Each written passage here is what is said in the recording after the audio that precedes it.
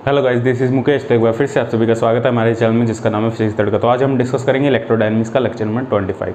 ठीक है, जैसा कि हमने लेक्चर नंबर 24 में डिस्कस किया था, कुछ प्रॉब्लम डिस्कस कर रहे थे हम डाइलेक्ट्रिक पे। हमने दो अच्छी बड़ी प्रॉब्लम डिस्कस की थी जिससे काफ़ी कॉन्सेप्ट हमने क्लियर किए थे डाइलेक्ट्रिक्स पे। ठीक है, जो नेट से रिलेटेड प्रॉब्लम थी। इस लेक्चर में हम डिस्कस करेंगे कुछ और प्रॉब्लम डाइलेक्ट्रिक पे, और इसके साथ साथ कुछ गेट में जो प्रॉब्लम पूछी गई है डाइलेक्ट्रिक टॉपिक से रिलेटेड वो भी हम डिस्कस करेंगे। कुछ नए कॉन्सेप्ट सीखेंगे। देखो, हमने जो थ्योरी लेक्चर है वो तो 2-3 लेक्चर में कवर कर लिया था डाइलेक्ट्रिक पे, लेकिन प्रॉब्लम से ही एक्चुअल में हमें कॉन्सेप्ट क्लियर होंगे जैसे हम प्रॉब्लम डिस्कस करेंगे, क्योंकि थ्योरी में कोई ज़्यादा पार्ट नहीं है और थ्योरी और प्रॉब्लम में काफ़ी डिफरेंस है यहाँ पे। क्योंकि जब हम प्रॉब्लम सॉल्व करते हैं वहाँ पे जो हमारा थियोरेटिकल बैकग्राउंड है वो सिर्फ थ्योरी पढ़ के हम प्रॉब्लम सॉल्व नहीं कर सकते। ठीक है, तो प्रॉब्लम सॉल्व करने के लिए कुछ अलग ट्रिक्स होती है डाइलेक्ट्रिक में। ठीक है, क्योंकि फॉर्मूला अलग होते हैं, हम बाउंड्री कंडीशन को कैसे यूज़ करें, देखो उस थ्योरी को कैसे यूज़ करना है वो अलग तरीका है हमारा। ठीक है, थ्योरी तो हमें पता है डाइलेक्ट्रिक क्या थ्योरी, हमने पोलराइजेशन वेक्टर देख लिया, बाउंड चार्ज देख लिया, इनके फॉर्मूले देख लिया, डिस्प्लेसमेंट वेक्टर देख लिया, इन सभी के बारे में हमने डिस्कस कर लिया। लेकिन इनको अप्लाई कैसे करें, प्रॉब्लम सॉल्व करने में इनको अप्लाई कैसे करें, वो चीज़ें हम प्रॉब्लम सॉल्व करके ही सीखेंगे। तो इस पर और प्रॉब्लम डिस्कस करते हैं। हमने 2 प्रॉब्लम लास्ट लेक्चर में डिस्कस की थी। ये प्रॉब्लम नंबर 3 है, डाइलेक्ट्रिक पे ही है ये भी problem.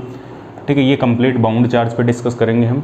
A uniform isotropic dielectric is shaped as a spherical layer with radii a and b. ऐसी प्रॉब्लम हमने लास्ट लेक्चर में भी डिस्कस की थी, लेकिन ये अलग टाइप की प्रॉब्लम है। जो डाइलेक्ट्रिक हमारे पास जो सिस्टम है वो सेम गिवन है यहाँ पे।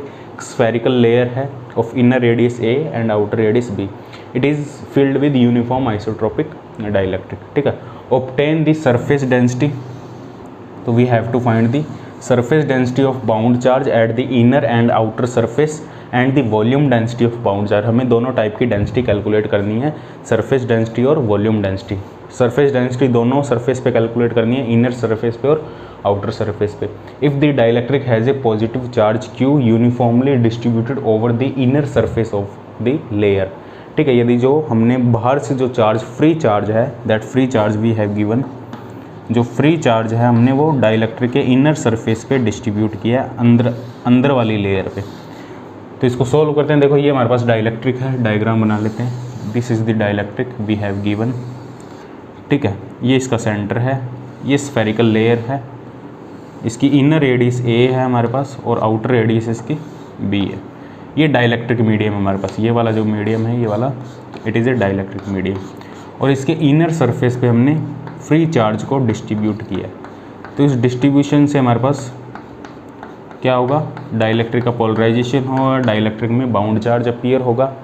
अब देखो, जो डाइलेक्ट्रिक है वो यूनिफॉर्म आइसोट्रोपिक डाइलेक्ट्रिक है। यूनिफॉर्म आइसोट्रोपिक डाइलेक्ट्रिक है। यूनिफॉर्म मतलब जो उसकी डेंसिटी है वो हर जगह सेम है, और आइसोट्रोपिक मतलब उसकी जो प्रॉपर्टी है वो हर डायरेक्शन में सेम है। ठीक है, ये हमारे पास डाइलेक्ट्रिक है। तो हमें फाइंड करना है surface charge density inner surface पे, this is surface number first, और आउटर सरफेस पे, इन दोनों पे सरफेस चार्ज डेंसिटी फाइंड करनी है। और वॉल्यूम चार्ज डेंसिटी, ये जो वॉल्यूम है यहाँ पे बाउंड चार्ज डेंसिटी क्या होगी। देखो, बाउंड चार्ज अपीयर होगा, इस चार्ज की वजह से एक इलेक्ट्रिक फील्ड होगा, एक्सटर्नल इलेक्ट्रिक फील्ड। उस इलेक्ट्रिक फील्ड की वजह से जो डाइलेक्ट्रिक है वो पोलराइज होगा। पोलराइजेशन की वजह से जो डाइलेक्ट्रिक के अंदर जो डाइपोल है वो अलाइन होंगे इलेक्ट्रिक फील्ड के डायरेक्शन में, और उसकी वजह से एक बाउंड चार्ज अपीयर होगा सरफेस पे भी और उसके वॉल्यूम में भी। तो हमें दोनों बाउंड चार्ज कैलकुलेट करने हैं, सरफेस वाला भी और वॉल्यूम वाला भी। 2 सरफेस है, दोनों सरफेस पे कैलकुलेट करना है, एक वॉल्यूम है, एक वॉल्यूम पे कैलकुलेट करना है। तो हमें क्या चाहिए, देखो सरफेस पे कैलकुलेट करने के लिए हमें पोलराइजेशन वेक्टर चाहिए, क्योंकि देखो सरफेस पे जब हम बाउंड चार्ज कैलकुलेट करेंगे तो हम बाउंड्री कंडीशन से कैलकुलेट करेंगे। हमें बाउंड्री कंडीशन वाला जो वीडियो है वो जाके देखो, बाउंड्री कंडीशन हमने कैसे कैलकुलेट की थी फॉर पोलराइजेशन वेक्टर। ठीक है, हमारे पास एक बाउंड्री कंडीशन थी, उसकी हेल्प से हम सरफेस चार्ज डेंसिटी कैलकुलेट करेंगे। बाउंड्री कंडीशन क्या थी, P2n minus P1n equal to minus sigma b. ये हमारे पास बाउंड्री कंडीशन थी। सिग्मा बी है सरफेस चार्ज डेंसिटी, P2n है नॉर्मल वेक्टर पोलराइजेशन का नॉर्मल वेक्टर सरफेस के, और P1n है फर्स्ट सरफेस में नॉर्मलाइज। 2 हमारे पास डाइलेक्ट्रिक मीडियम थे, फर्स्ट मीडियम सेकंड मीडियम, दोनों पे जो नॉर्मल कंपोनेंट है पोलराइजेशन वेक्टर है, इन दोनों का जो डिफरेंस होगा वो माइनस ऑफ सिग्मा बी, मतलब सरफेस पे कितना बाउंड चार्ज, इसका यूज़ करेंगे। और volume bound charge density calculate करने के लिए हम यूज़ करेंगे del dot P equal to minus rho B, divergence of polarisation vector minus rho B. तो इसके लिए बेसिकली हमें सरफेस चार्ज डेंसिटी चाहिए, सरफेस चार्ज डेंसिटी कैलकुलेट करनी है चाहिए, वॉल्यूम चार्ज डेंसिटी कैलकुलेट करनी है। बेसिकली हमें क्या चाहिए, हमें पोलराइजेशन वेक्टर चाहिए। तो पहले हम क्या कैलकुलेट करेंगे, पोलराइजेशन वेक्टर कैलकुलेट करेंगे। पोलराइजेशन वेक्टर कैलकुलेट करने के लिए हमें इलेक्ट्रिक फील्ड की वैल्यू चाहिए डाइलेक्ट्रिक के अंदर तीनों रीजन में। ये फर्स्ट रीजन हमारा, ये सेकेंड रीजन हमारा, ये थर्ड रीजन है। और जो सरफेस चार्ज है वो तो इस रीजन में सरफेस पे होगा और वॉल्यूम में होगा। तो हमें पोलराइजेशन वेक्टर वॉल्यूम में चाहिए और सरफेस पे क्या पोलराइजेशन वेक्टर है, नॉर्मल टू दी कंपोनेंट। ठीक है, वो हमें कैलकुलेट करना, वो हमने लास्ट वीडियो में कैलकुलेट भी किया था। इसको मैं रब कर देता हूँ, इसको नोट कर लो, फिर हम इसको सॉल्व करते हैं। ठीक है, हमने जो लास्ट वीडियो थी उसमें कैलकुलेट किया था इलेक्ट्रिक फील्ड वेक्टर तीनों रीजन में। जो फर्स्ट रीजन में इलेक्ट्रिक फील्ड आया था हमारे पास वो 0 आया था, इलेक्ट्रिक फील्ड 0 था, हमारे पास पोलराइजेशन वेक्टर भी 0 का। फर्स्ट रीजन में जो R लेस देन A वाले की हम रीजन की बात कर रहे हैं, R लेस देन है, इसमें इलेक्ट्रिक फील्ड 0 था। ये हमने लास्ट लेक्चर में भी कैलकुलेट किया था। पोलराइजेशन वेक्टर और इलेक्ट्रिक फील्ड में हमें पता है relation epsilon not epsilon R minus 1 into A, ये रिलेशन था, इसलिए हमने जो पोलराइजेशन वेक्टर होगा वो भी 0 का। सेकंड रीजन में बात करते हैं, सेकंड रीजन में हमारे पास जो इलेक्ट्रिक फील्ड आया था, जिसने लास्ट वीडियो नहीं देखी वो पहले जाके लास्ट वीडियो देखें, उसके बाद तुम्हें समझ आ जाएगा। Q/4 epsilon not epsilon R square R का, this is the electric field in the second region. जो हमारा सेकंड रीजन है, ये वाला रीजन, डाइलेक्ट्रिक के अंदर जो इलेक्ट्रिक फील्ड होगा वो इस टाइप से होगा हमारे पास। और पोलराइजेशन वेक्टर क्या होगा, पोलराइजेशन वेक्टर यहाँ से हम कैलकुलेट कर सकते हैं epsilon not epsilon R minus 1 into E. E कितना है, Q/4 epsilon not epsilon R square R का, this is the polarisation vector. तो ये आ जाएगा हमारे पास epsilon R minus 1 upon epsilon R Q/4 R square R का, this is the polarisation vector we are getting in the second region. And third region में हमें पता है इलेक्ट्रिक फील्ड था, थर्ड रीजन में इलेक्ट्रिक फील्ड था हमारे पास Q/4 epsilon not, ये लास्ट वीडियो में हमने कैलकुलेट किया था, R स्क्वायर। वैक्यूम है जो थर्ड रीजन है, बाहर वाला रीजन वैक्यूम है, तो एप्सिलॉन R हट जाएगा यहाँ से। पोलराइजेशन वेक्टर इसमें 0 होगा वैक्यूम में, क्योंकि जो पोलराइजेशन वेक्टर है वो सिर्फ डाइलेक्ट्रिक में ही एग्जिस्ट करता है। यहाँ से भी कैलकुलेट कर सकते हो, एप्सिलॉन R की वैल्यू 1 हो जाएगी वैक्यूम के लिए। फर्स्ट रीजन में भी पोलराइजेशन वेक्टर 0 होगा, थर्ड रीजन में भी पोलराइजेशन वेक्टर 0 होगा, because polarisation vector exist only in the dielectric. If there is no dielectric, ये जो पार्ट है हमारे पास फर्स्ट पार्ट और थर्ड पार्ट, यहाँ पे कोई भी डाइलेक्ट्रिक मीडियम नहीं है, तो पोलराइजेशन वेक्टर 0 होगा। ठीक है, तो ये हमारे पास इलेक्ट्रिक फील्ड और पोलराइजेशन वेक्टर थे। अब हम कैलकुलेट करते हैं, सबसे पहला पार्ट करते हैं, जो इनर सरफेस है हमारी उस पर सरफेस चार्ज डेंसिटी हम कैलकुलेट करते हैं। जो इनर सरफेस है हमारा उस पर सरफेस चार्ज डेंसिटी क्या होगी, फिर आउटर सरफेस पे कैलकुलेट करेंगे, फिर वॉल्यूम में कैलकुलेट करेंगे, और फिर देखेंगे हम टोटल चार्ज क्या होगा, जो डाइलेक्ट्रिक के अंदर टोटल बाउंड चार्ज है वो क्या होगा। ठीक है, जो हम पहले बात करते हैं जो हमारा इनर सरफेस है, ठीक है, इनर सरफेस पे हम कैलकुलेट करते हैं। देखो ये हमारा डाइलेक्ट्रिक है,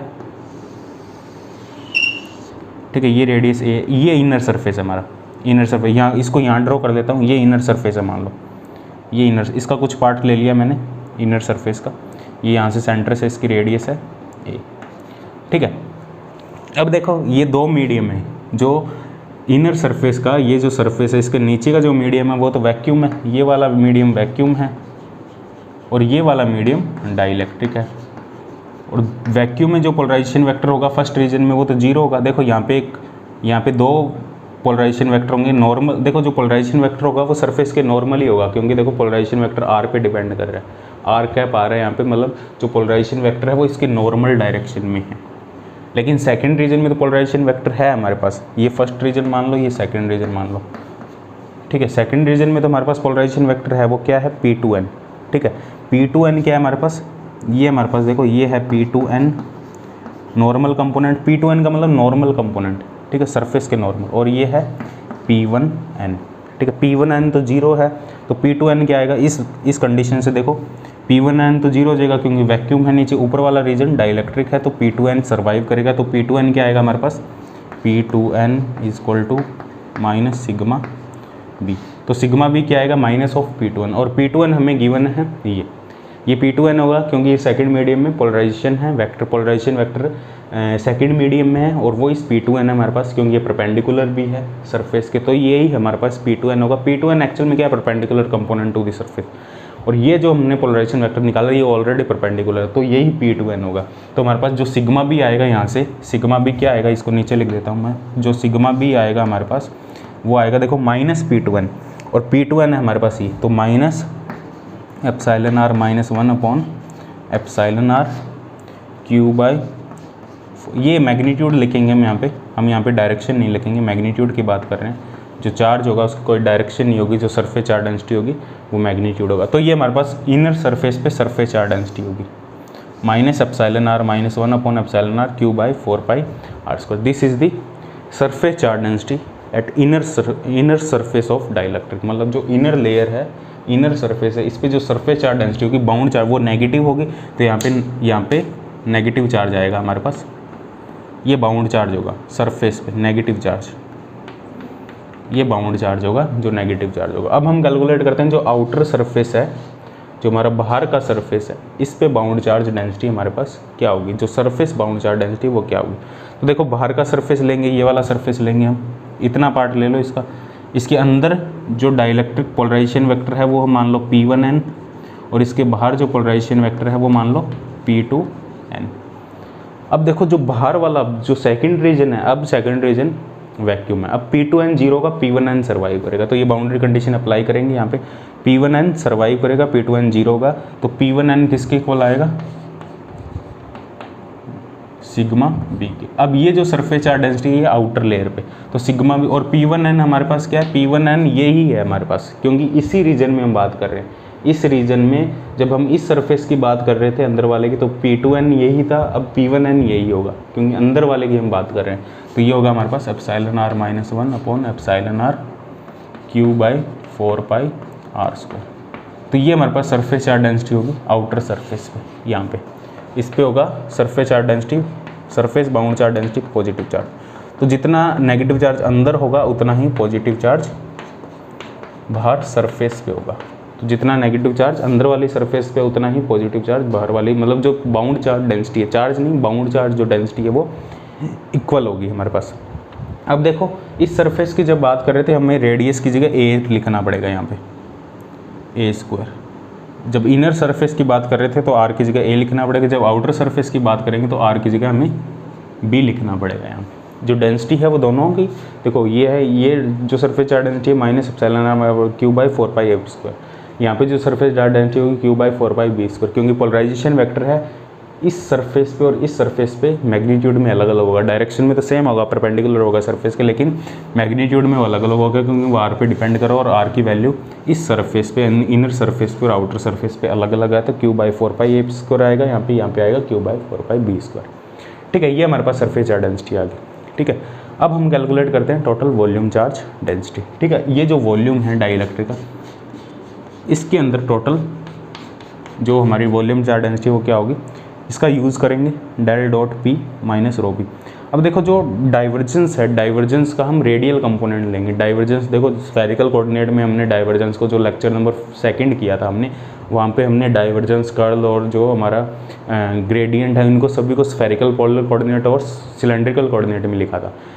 उसमें देखो जो डाइवर्जेंस में 3 कंपोनेंट होते हैं, स्फेरिकल पोलर कोऑर्डिनेट में बात करेंगे तो 3 कंपोनेंट होंगे, radial component, theta component, phi component. तो हम सिर्फ रेडियल कंपोनेंट की बात करेंगे, क्योंकि जो पोलराइजेशन वेक्टर है वो सिर्फ रेडियल कंपोनेंट है हमारे पास, आर पे डिपेंड कर रहा है हमारे पास, कोई थीटा और फाई का फंक्शन नहीं। तो हमें डाइवर्जेंस में भी थीटा और फाई वाले टर्म लेने की जरूरत नहीं है, सिर्फ रेडियल कंपोनेंट हम कंसिडर करेंगे। फटाफट से इसको नोट करो, फिर हम इसको सॉल्व करते हैं। ठीक है, देखो अब volume charge density, volume bound charge density हम कैलकुलेट करते हैं। Volume bound charge density dielectric के अंदर तो कैसे कैलकुलेट करेंगे, फॉर्मूला यूज़ करेंगे del dot P equal to minus rho B. तो रो बी कितना आ जाएगा हमारे पास, माइनस डेल डॉट पी। इसको हम स्फेरिकल पोलर कोऑर्डिनेट में क्या लिख सकते हैं, 1 by R square D by D R. ये तुम्हें याद होगा, हमने सेकंड लेक्चर में या थर्ड लेक्चर में किया था, आर स्क्वायर। पी कितना है हमारे पास, जो पोलराइजेशन वेक्टर है, जो पोलराइजेशन वेक्टर पी अभी हमने कैलकुलेट किया था, पी क्या था यहाँ पे लिखा था हमने, epsilon R minus 1 upon epsilon R Q by 4 pi R square R cap. ठीक है, तो डाइवर्जेंस है और ये आर रेडियल कंपोनेंट ही ले रहे हैं हम, तो ये आ जाएगा epsilon R minus 1 epsilon R Q by 4 pi R square. R square से आर स्क्वायर कैंसिल हो जाएगा, तो ये डिफ्रेंशिएशन है, अंदर कोई भी आर वाली टर्म नहीं बचेगी, ये सभी कॉन्स्टेंट टर्म है, एप्सिलॉन आर भी कॉन्स्टेंट है, क्यू भी कॉन्स्टेंट है, 4 पाई भी कॉन्स्टेंट है। तो जो रो भी आ जाएगा वो 0 आ जाएगा, और रो भी आ जाएगा हमारे पास जीरो, क्योंकि डिफ्रेंशिएशन जीरो हो जाएगा तो जो हमारी वॉल्यूम चार्ज डेंसिटी है वो जीरो होगी।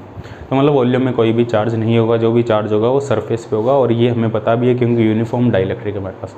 टोटल चार्ज क्या हुआ डाइलेक्ट्रिक के अंदर, टोटल बाउंड चार्ज क्यों, देखो वॉल्यूम चार्ज डेंसिटी तो जीरो है हमारे पास, दो ही डेंसिटी है, एक तो इनर सरफेस पे और एक आउटर सरफेस पे। टोटल चार्ज क्या होगा, एक तो इनर सरफेस पे टोटल चार्ज कितना होगा, इनर सरफेस पे जो चार्ज डेंसिटी है सिग्मा बी इंटू उसका area 4 pi A square. Inner surface की सरफेस चार्ज डेंसिटी, इसको इनर लिख देते हैं, इनर, ठीक है, प्लस आउटर सरफेस की surface charge density sigma B outer into उसका सरफेस एरिया। तो ये टोटल चार्ज का फॉर्मूला होगा, इंटू सरफेस एरिया से मल्टीप्लाई कर देंगे। इसको इनर चार्ज डेंसिटी हमारे पास minus epsilon R minus 1 upon epsilon R, 4 pi A square से 4 पाई ए स्क्वायर कैंसिल हो जाएगा, Q, plus outer surface charge density हमारे पास इसकी जस्ट पॉजिटिव थी एप्सिलॉन, लेकिन वहाँ पे 4 पाई बी स्क्वायर था, 4 पाई बी स्क्वायर से 4 पाई बी स्क्वायर कैंसिल हो जाएगा। तो टोटल बाउंड चार्ज डाइलेक्ट्रिक के अंदर जीरो होगा, मतलब डाइलेक्ट्रिक न्यूट्रल होगा, क्योंकि अब देखो वॉल्यूम चार्ज डेंसिटी तो है ही नहीं, तो वो चार्ज तो लेने की जरूरत ही नहीं है, वो तो ऑलरेडी जीरो है वॉल्यूम चार्ज डेंसिटी वाला, ठीक है। तो हमारे पास जो टोटल बाउंड चार्ज है वो जीरो होगा डाइलेक्ट्रिक के अंदर, ठीक है। जो चार्ज है वो सिर्फ डिस्ट्रीब्यूट होगा सरफेस के ऊपर, इनर सरफेस पे और आउटर सरफेस पे, और जो टोटल चार्ज होगा वो जीरो होगा, ये याद रखना। बाउंड इस पे अलग भी क्वेश्चन बन जाता है कई बार, कोई केस ऐसे मिलेंगे जिसमें बाउंड चार्ज डेंसिटी जीरो नहीं होगी, जहाँ पे पोलराइजेशन वेक्टर है वो सिर्फ आर स्क्वायर पे डिपेंडेंट नहीं होगा, आर क्यूब पे डिपेंडेंट होगा, या सिंपल आर पे डिपेंडेंट होगा। पोलराइजेशन वेक्टर तुम्हें अलग से भी दे सकते हैं, मान लो ये पोलराइजेशन वेक्टर दे सकते हैं तुम्हें A R square R cap, इस टाइप का पोलराइजेशन वेक्टर दे दिया और तुमसे डायरेक्ट वॉल्यूम चार्ज डेंसिटी पूछ ली, तो ये डायरेक्ट फार्मूला यूज़ करोगे, पी की वैल्यू यहाँ पुट करोगे ए आर स्क्वायर, बस फार्मूला यूज़ करोगे और सॉल्व करोगे, बाउंड चार्ज डेंसिटी आ जाएगी तुम्हारे पास। टोटल चार्ज निकालना है तो उसको वॉल्यूम से मल्टीप्लाई कर दोगे, जिस वॉल्यूम में हम कैलकुलेट कर रहे हैं उस वॉल्यूम से उसको बाउंड चार्ज डेंसिटी को मल्टीप्लाई कर दोगे, वॉल्यूम बाउंड चार्ज डेंसिटी को, हमारे पास टोटल बाउंड चार्ज आ जाएगा, ठीक है। अब हम डिस्कस करते हैं नेक्स्ट क्वेश्चन, ठीक है। तो अब डिस्कस करते हैं हम नेक्स्ट क्वेश्चन। देखो बहुत ही इंपॉर्टेंट क्वेश्चन है, बाउंड्री कंडीशन पे है, इलेक्ट्रिक फील्ड के बाउंड्री कंडीशन पे है। देखो हमने बाउंड्री कंडीशन पे एक लेक्चर किया था, इससे जो प्रीवियस लेक्चर था, जिससे पहला जो आई थिंक लेक्चर नंबर 21 था आई थिंक, ठीक है, या 22 या 23 कोई भी देख लेना तुम कौन सा लेक्चर था, बाउंड्री कंडीशन में हमने लेक्चर किया था, ठीक है। उस पर ये क्वेश्चन है, बाउंड्री कंडीशन हमने इलेक्ट्रिक फील्ड के लिए कैलकुलेट की थी। देखो जो इलेक्ट्रिक फील्ड के 3 कंपोनेंट होंगे, एक तो जो 2 कंपोनेंट होंगे किसी भी बाउंड्री पे, पहले ये देख लो फिर हम क्वेश्चन को समझते हैं। कोई ये बाउंड्री हमारे पास 2 डाइलेक्ट्रिक मीडियम है, फर्स्ट मीडियम सेकेंड मीडियम, ठीक है। यहाँ पे जो डाइलेक्ट्रिक परमिटिविटी है, जो डाइलेक्ट्रिक कॉन्स्टेंट एप्सिलॉन R1, यहाँ पे एप्सिलॉन R2।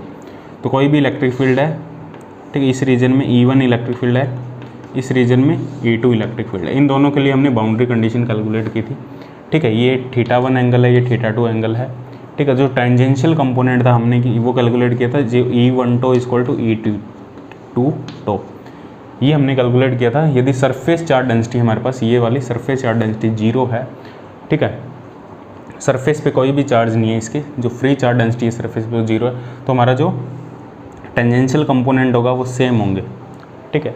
जो इलेक्ट्रिक फील्ड का टेंजेंशियल कंपोनेंट होगा दोनों रीजन में वो इक्वल होगा। टेंजेंशियल कंपोनेंट को ये भी लिख सकते हैं E1 sin θ1 equal to E2 sin θ2, ये बाउंड्री कंडीशन थी हमारी टेंजेंशियल कंपोनेंट के लिए, ठीक है। और परपेंडिकुलर कंपोनेंट की क्या बाउंड्री कंडीशन थी, इलेक्ट्रिक फील्ड के 2 परपेंडिकुलर कंपोनेंट भी होंगे, E1n एंड E2n। इसके लिए क्या बाउंड्री कंडीशन थी, इसके लिए बाउंड्री कंडीशन हमने कैलकुलेट की थी डिस्प्लेसमेंट वेक्टर से। डिस्प्लेसमेंट वेक्टर के लिए बाउंड्री कंडीशन क्या थी हमारे पास, D2n minus D1n equal to, यदि surface charge free charge density surface पे जीरो है, sigma F free charge density यदि सरफेस पे जीरो है तो ये जीरो के इक्वल था, मतलब इसकी जो परपेंडिकुलर वेक्टर होंगे डिस्प्लेसमेंट वेक्टर के वो सेम होंगे। और डिस्प्लेसमेंट वेक्टर और इलेक्ट्रिक फील्ड में हमें एक रिलेशन पता है, जो इलेक्ट्रिक फील्ड होगा it is the D by epsilon not epsilon R। तो इसको क्या लिख सकते हैं, इसको हम लिख सकते हैं, देखो इसको जब D2n लिखेंगे हम तो इसको लिखेंगे एप्सिलॉन नॉट एप्सिलॉन R2, ठीक है, E2n equal to epsilon not epsilon R1 E1n। ये बाउंड्री कंडीशन थी हमारी इलेक्ट्रिक फील्ड के लिए। एप्सिलॉन नॉट से एप्सिलॉन नॉट कैंसिल हो जाएगा, E2n epsilon R2 into E2n equal to epsilon R1 E1n। इसका हम यूज़ करेंगे, इसका यूज़ करेंगे, इन दोनों बाउंड्री कंडीशन का यूज़ करेंगे। देखो इसको कोस थीटा के टर्म में भी लिख सकते हैं हम, epsilon R2 cos theta 2 E2 equal to epsilon R1 cos theta 1 E1। ये दो बाउंड्री कंडीशन है इलेक्ट्रिक फील्ड के लिए, first boundary condition and second boundary condition. इन दोनों बाउंड्री कंडीशन का यूज़ करेंगे। ठीक है, हमने हल्का से रिकैप लिया इसका यूज़ करेंगे टू सोल्व दिस क्वेश्चन। ठीक है, इस क्वेश्चन को पढ़ो, एक बार नोट करो, ट्राई करो सोल्व करने की, फिर इसको हम सोल्व करते हैं। ठीक है, हमारे पास question, assume z equal to 0 plane is the interface between two linear homogeneous dielectric. एक z इक्वल टू 0 प्लेन है जो यहाँ पे दिख रहा होगा तुम्हें नीचे, आई थिंक यहाँ पे नीचे एप्सिलॉन R4 है, यदि नहीं दिख रहा तो तुम्हें z इक्वल टू 0 प्लेन है। ठीक है, ये जो प्लेन है z इक्वल टू 0 पे है, z equal to X Y plane है, ये z डिस्टेंस है ऊपर वाले। ठीक है, ये प्लेन है हमारे पास z equal to 0 plane. It is the interface between two homogeneous dielectric. The relative permittivity are the epsilon R equal to 5 for the z greater than 0। z greater than 0 ऊपर वाले जो ऊपर वाला प्लेन z इक्वल टू 0 के ऊपर वाला हिस्सा जो डाइलेक्ट्रिक है उसके लिए जो एप्सिलॉन R है वो 5 है, और जो नीचे वाला हिस्सा है डाइलेक्ट्रिक का उसके लिए एप्सिलॉन R 4 है।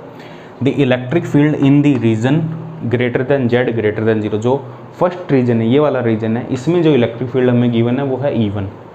ठीक है, इसने क्या किया, फर्स्ट रीजन ये लिया, नीचे वाला सेकंड रीजन लिया, इसने नीचे वाला सेकंड रीजन लिया, z ग्रेटर देन 0 वाला फर्स्ट रीजन लिया जिसमें इलेक्ट्रिक फील्ड गिवन है 3i minus 5j plus 4k if there are no free charge on the interface. Interface पे कोई भी फ्री चार्ज नहीं है, मतलब ये बाउंड्री कंडीशन हम अप्लाई कर सकते हैं, क्योंकि ये फ्री चार्ज जब फ्री चार्ज 0 हो तभी अप्लाई होगी, क्योंकि जब फ्री चार्ज 0 होगा तो d2n इक्वल टू d1n होगा, क्योंकि यहाँ पे फ्री चार्ज डेंसिटी होती है।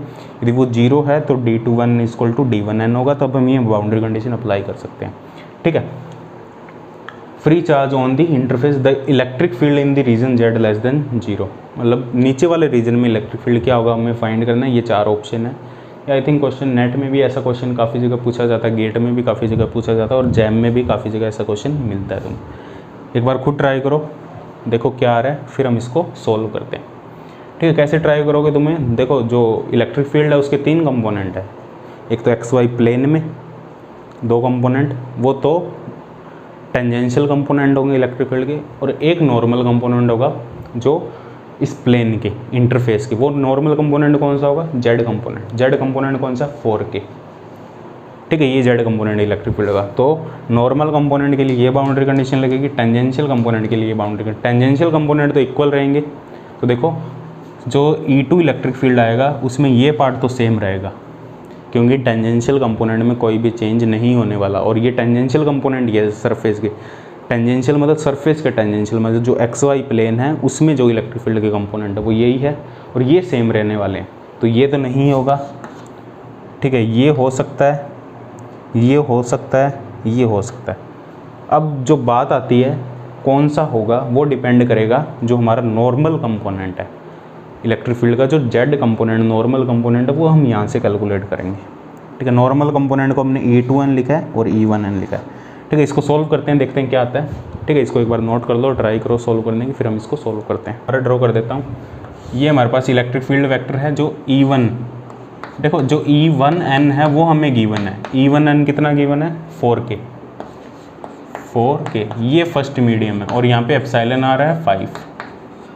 ठीक है, मतलब एप्सिलॉन R1 5 होगा हमारे पास, एप्सिलॉन R1 हमारे पास 5 होगा, और E2n हमें कैलकुलेट करना है,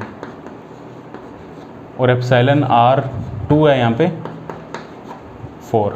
ठीक है, एप्सिलॉन R2 है यहाँ पे हमारे पास 4 सेकंड रीजन में। ठीक है, अब यहाँ पे बाउंड्री कंडीशन अप्लाई करो। देखो बाउंड्री कंडीशन क्या है, epsilon R2 E2n equal to epsilon R1 E1n। तो ये बाउंड्री कंडीशन अप्लाई कर दो, E2n into 4 equal to E1n into 5। ठीक है, तो E2n हमें कैलकुलेट करना है, E2n हमें कैलकुलेट करना, और E1n कितना है, 4k कैप इंटू 5 अपॉन 4 से 4 कैंसिल हो जाएगा तो 5k।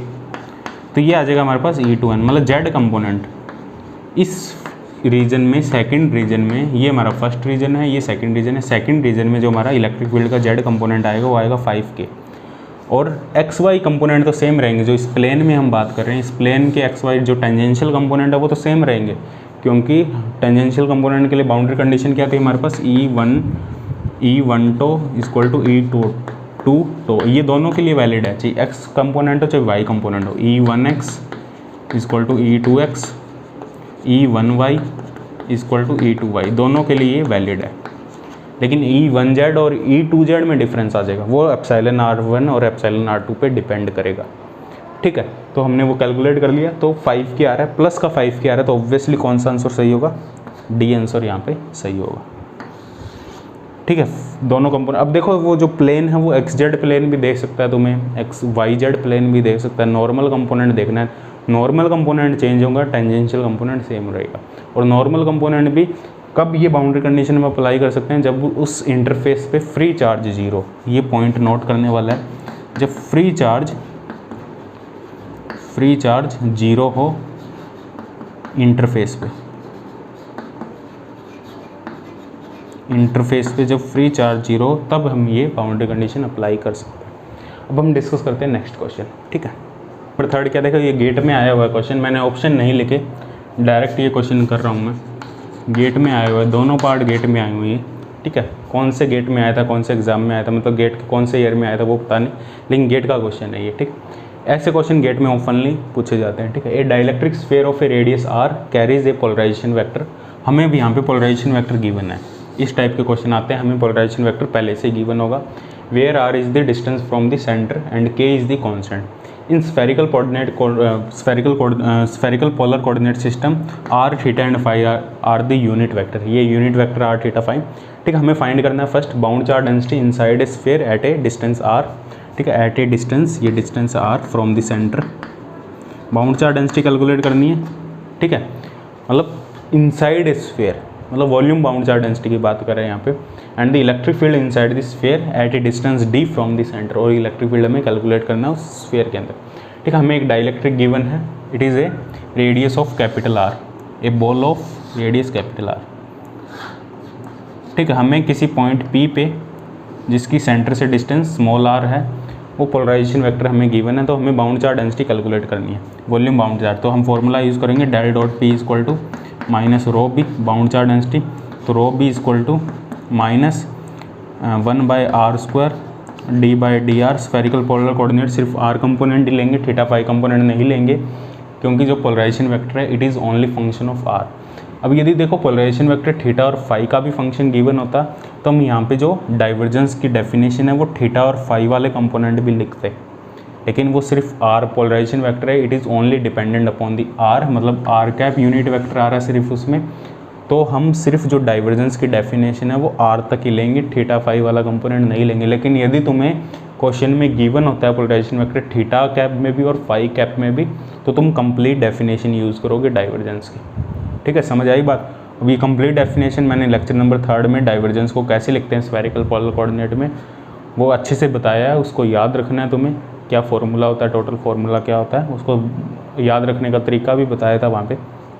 ठीक है, 1/r² d/dr, r² into polarisation vector है k r²। ठीक है, ये हमारे पास होगा। ठीक है, तो ये आएगा हमारे पास r² माइनस 1/r², k बाहर आ जाएगा, r की पावर 4r³, तो r² से कैंसिल हो जाएगा, माइनस 4kr। ये हमारे पास बाउंड चार्ज डेंसिटी होगी एट ए पॉइंट P, जिसकी जो डिस्टेंस है सेंटर से वो है r, ये बाउंड चार्ज डेंसिटी होगी। अब हमें कैलकुलेट करना है, फर्स्ट पार्ट हो गया हमारे पास बाउंड चार्ज डेंसिटी। ठीक है, सेकंड पार्ट हमें कैलकुलेट करना है electric field inside the sphere at a distance d। ठीक है, ये हमारे पास वही स्फीयर है ऑफ r रेडियस का। ठीक है, इस पॉइंट पे हमें इलेक्ट्रिक फील्ड कैलकुलेट करना है और इसकी जो डिस्टेंस है वो d है। ठीक है, इलेक्ट्रिक फील्ड कैलकुलेट करने के लिए we have to take a Gaussian surface, it should be symmetrical to the charge distribution and it should pass through a point where we have to calculate the electric field. तो हम use करेंगे E dot. अब देखो free charge हमें given नहीं है, तो हमारे पास जो चार्ज है वो सिर्फ बाउंड चार्ज है। यदि यहाँ पे फ्री चार्ज भी कहता तो हम फ्री चार्ज को भी इंक्लूड करते। जो टोटल फार्मूला है वो तो एक्चुअल में ये है ना, QF plus QB by epsilon, लेकिन फ्री चार्ज यहाँ पे है नहीं, फ्री चार्ज 0 है हमारे पास, तो ये होगा QB upon epsilon E dot NdS। ठीक है, तो हमारे पास ये है d डिस्टेंस है हमारे पास, तो इसको लिख देंगे e इंटू 4 पाई डी स्क्वायर। अब देखो इसके अंदर का टोटल चार्ज, इसके अंदर का टोटल चार्ज कैलकुलेट करना है, तो कैसे कैलकुलेट करेंगे? टोटल बाउंड चार्ज, इस स्फीयर के अंदर का टोटल बाउंड चार्ज, ये गॉसियन सरफेस इसके अंदर का टोटल बाउंड चार्ज डेंसिटी हमारे पास, तो बाउंड चार्ज कैलकुलेट कर सकते हैं। टोटल बाउंड चार्ज डेंसिटी, इसके अंदर जो टोटल बाउंड चार्ज है वो हमें कैलकुलेट करना है। बाउंड चार्ज डेंसिटी हमें गिवन है -4 तो यहाँ पे हम कैलकुलेट करते हैं इसको। देखो बाउंड चार्ज क्या होगा, टोटल इस स्फीयर के अंदर डी रेडियस का जो स्फीयर है, टोटल बाउंड चार्ज होगा हमारे पास QB = rho B D V. B को लिख देंगे -4K, ठीक है, रो बी को लिख दिया 4K R 4 पाई R² dr, क्योंकि यहाँ पे देखो हमने एक स्मॉल एलिमेंट लिया R रेडियस का जिसकी थिकनेस है dr, उस स्मॉल एलिमेंट पे चार्ज निकाला, उसको इंटीग्रेट किया। ऐसे हमने क्वेश्चन काफ़ी किए हैं जब हम गाउस लॉ कर रहे थे, सिंपल वाला गाउस लॉ कर रहे थे जो हम टॉपिक कर रहे थे, ऐसे क्वेश्चन काफ़ी किए हमने, ठीक है। -4K इंटू 4 पाई बाहर आ जाएगा इंटू R, जो इंटीग्रेशन की लिमिट है 0 से D, तो R की पावर 4/4, D की पावर 4/4, 4 से 4 कैंसिल हो जाएगा, तो -K 4 pi D to the power 4। ये टोटल चार्ज आएगा इस D रेडियस के सरफेस के अंदर, स्फीयर के अंदर, जो D रेडियस का स्फीयर है हमें, क्योंकि D रेडियस D पॉइंट पे हमें इलेक्ट्रिक फील्ड कैलकुलेट करना है, तो यहाँ पे पुट कर देंगे value -K 4 pi D to the power 4, D² से ये एक पावर कैंसिल हो जाएगी, D² बचेगा, 4 पाई से 4 पाई कैंसिल हो, तो इलेक्ट्रिक फील्ड आएगा हमारे पास -K D²। देखो यहाँ पे एक एप्सिलॉन नॉट भी है नीचे, तो नीचे एप्सिलॉन नॉट भी आएगा, ये हमारे पास इलेक्ट्रिक फील्ड आएगा R कैप, ठीक है, या D कैप लिख सकते हैं या R कैप लिख सकते हैं। This is the electric field we are getting, ठीक है। तो हमारे पास ये 3 क्वेश्चन है, इसी टाइप के क्वेश्चन बनते हैं नेट में, गेट में, जैम में, जस्ट में, पोलराइजेशन वेक्टर पे, ठीक है। बाउंड चार्ज निकालना होता है तुम्हें, पोलराइजेशन वेक्टर गिवन होगा या फ्री चार्ज गिवन होगा, तो वहाँ से polarisation vector, surface charge density, इस टाइप के क्वेश्चन बाउंड्री कंडीशन पे क्वेश्चन बनते हैं, जो भी हमने सेकंड क्वेश्चन किया था बाउंड्री कंडीशन पे।